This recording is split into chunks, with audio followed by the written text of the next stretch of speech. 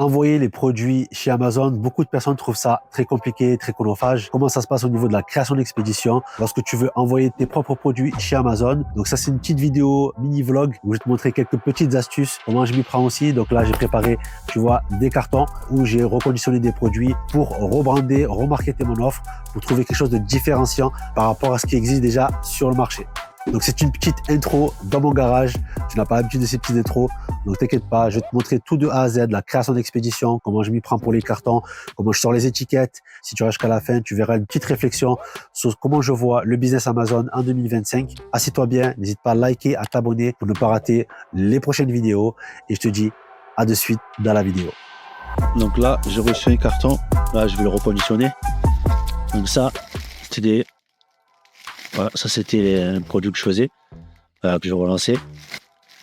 Enfin, très simple, hein. Dedans, vous allez voir, hop, il y a le QR code, il y a le flyer, pour qu'ils puissent, je puisse récolter l'adresse mail des clients pour qu'ils puissent aussi me laisser des commentaires.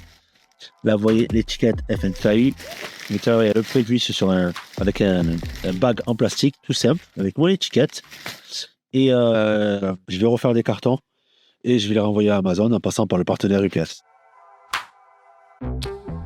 Je donne une astuce, donc je vais finir un carton. Comme en dessous, c'est des sachets en plastique.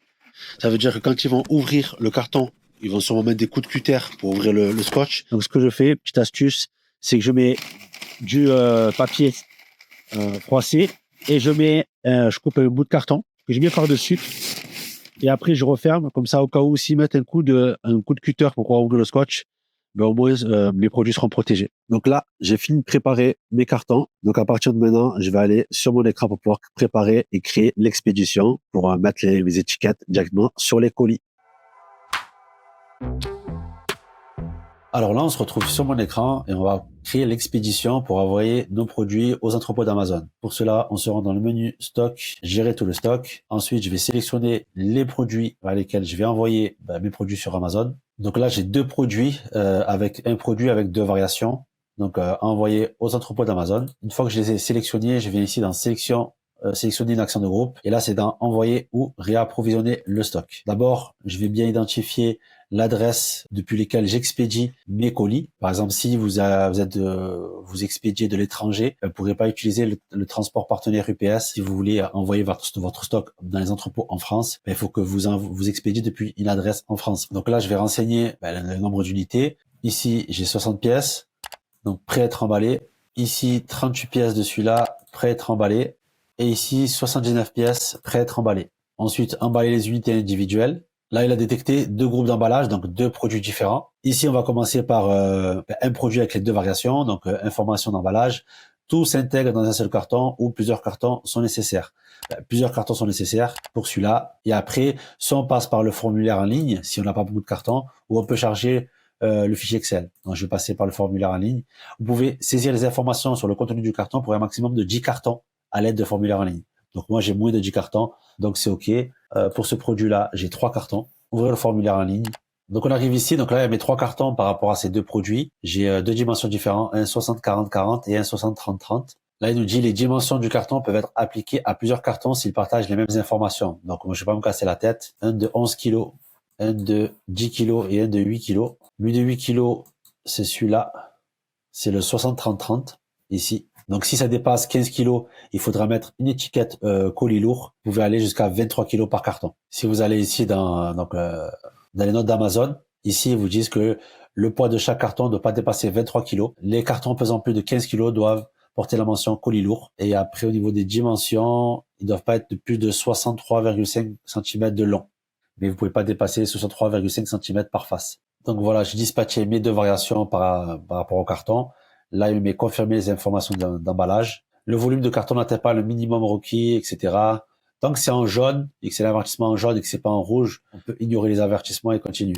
Ensuite, je fais mon deuxième produit.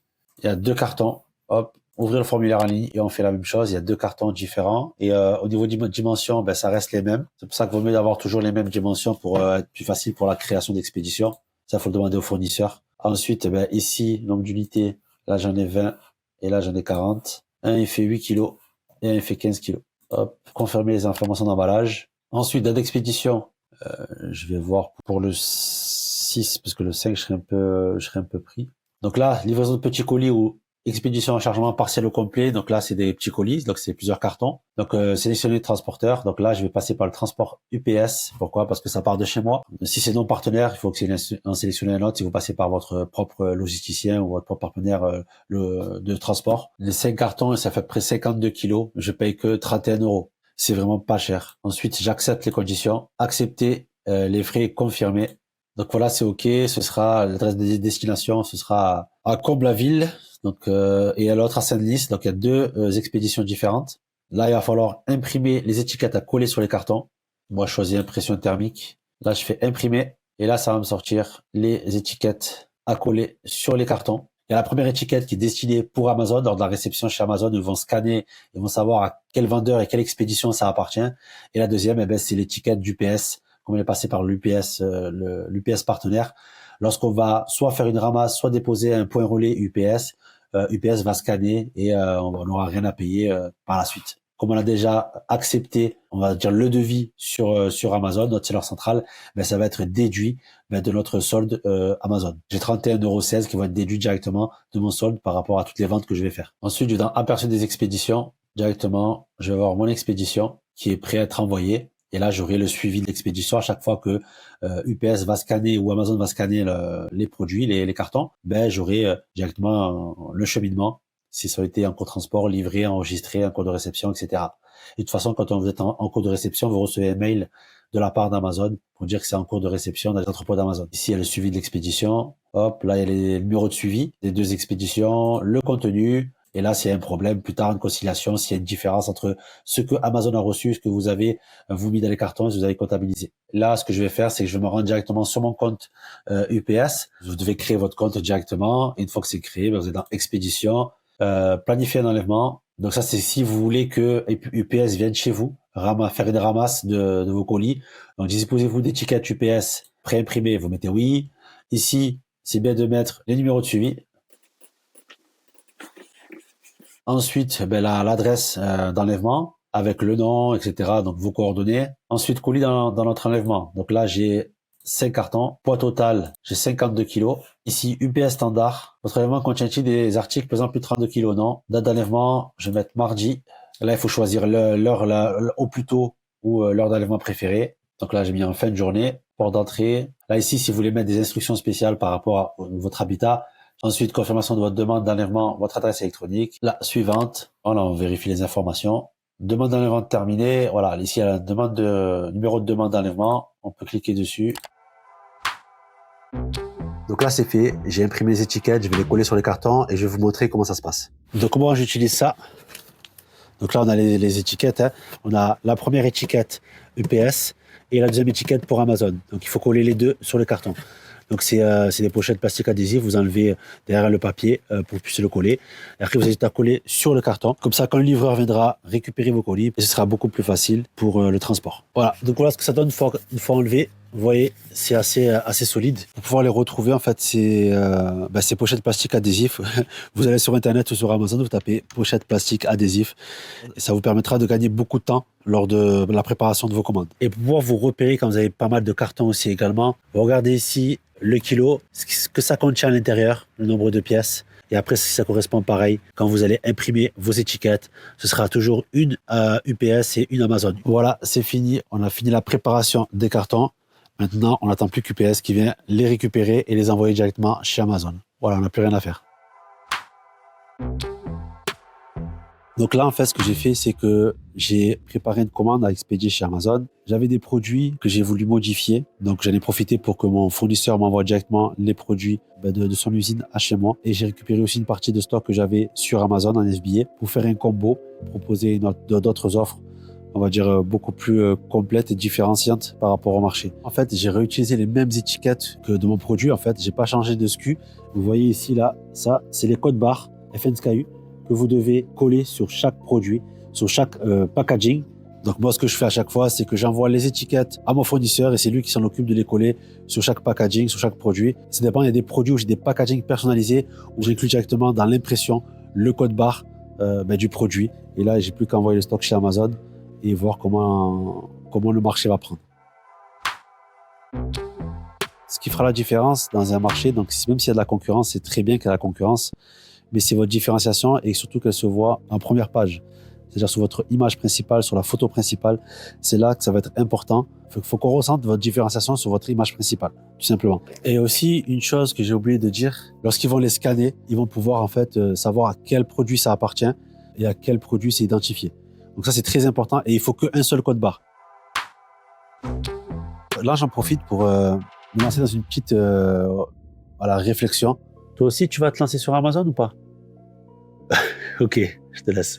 Moi, j'ai pas l'habitude de vlogger, mais c'est plutôt au niveau du business Amazon FBA. Aujourd'hui, en fait, en 2025, il n'y a plus de place à l'amateurisme. C'est-à-dire que si aujourd'hui vous souhaitez vous lancer, je parle dans le private label, donc la création de marque, sans avoir un minimum de compétences, sans bien travailler votre produit au niveau du marketing, du branding, toutes les différentes étapes et process de commercialisation de votre produit, ben en fait, vous n'allez pas exister. Alors, je sais que vous pouvez entendre beaucoup de sirènes sur Internet, comment devenir riche, faire 10K, 300K, 500K à l'année grâce à Amazon FBA, s'expatrier, blablabla, blablabla. Ça reste qu'un business model comme un autre. Il va falloir travailler. Moi, ça fait pas mal d'années que je vends sur Amazon. J'accompagne aussi des particuliers, j'accompagne aussi des entreprises. Donc, j'ai un visu, on va dire 360. C'est un business model, moi, qui me plaît beaucoup parce que il vous demande très peu de ressources et ça peut être quasiment automatisé. Même si c'est pas un revenu passif parce qu'il y a quand même du travail en amont dans la recherche produit, dans le lancement de produits, la recherche fournisseur, etc. et la gestion des stocks. Après, une fois que ça tourne, comme je dis à chaque fois, quand vous êtes en vitesse de croisière, ça vous prend très peu de temps. Et l'avantage, c'est que vous pouvez travailler d'où vous le voulez. Vous vous organisez comme vous le souhaitez. Mais après, voilà, ça reste de l'entrepreneuriat. Il y a un minimum de risques à prendre. Et tant que vous n'avez pas passé le rideau, vous n'avez pas passé à l'action, en fait, vous n'allez pas savoir en fait ce qu'il y a derrière. Tout entrepreneuriat, tout un projet entrepreneurial, il y a un minimum de risques à prendre. Moi, c'est ce que j'ai fait il y a quelques années, c'est ce que je continue à faire pour développer plusieurs business. Mais rien n'est facile et ça demande beaucoup de travail. Ensuite, vous pouvez prendre des formations et des accompagnements, c'est ce que je recommande, parce que ça vous permettra de gagner du temps, apprendre l'expertise de quelqu'un qui est déjà passé par le chemin dans lequel vous voulez aller. Mais aujourd'hui, je vois trop de personnes qui se lancent seules en autodidacte avec du contenu gratuit. Le contenu gratuit, c'est très bien, mais c'est pas ça qui vous permettra de créer votre business. Le e-commerce sur Amazon, c'est un vrai métier.